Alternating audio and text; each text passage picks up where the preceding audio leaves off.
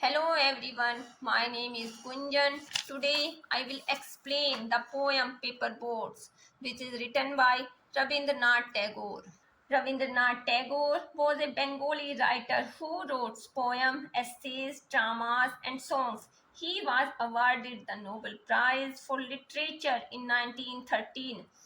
In this poem, he narrates a child's experience of floating paper boats and he says, Day by day, I float my paper boats one by one down the running stream. दिन प्रतिदिन मैं अपनी कागज की नाव को एक एक करके चलती जलधारा में बहाता हूँ. In big black letters, I write my name on them and the name of the village where I live. बड़े काले अक्षरों में मैं उस पर अपना नाम लिखता हूँ और उस गांव का भी जहाँ मैं रहता हूँ. I hope that someone in some strange land will find them and know who I am.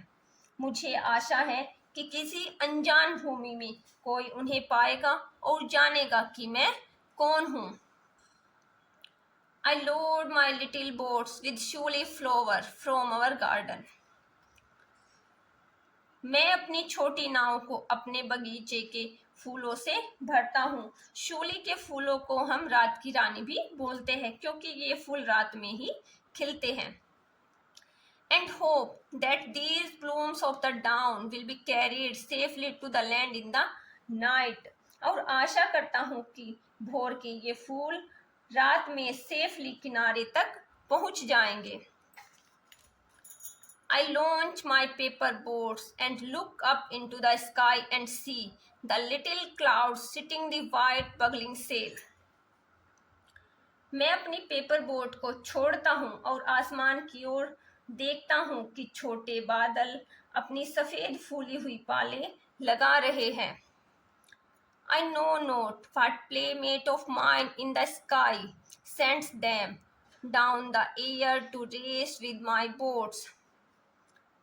मैं नहीं जानता कि आसमान में मेरा कौन सा साथी उन्हें नीचे हवा में मेरी नाव के साथ दौड़ने के लिए भेजता है.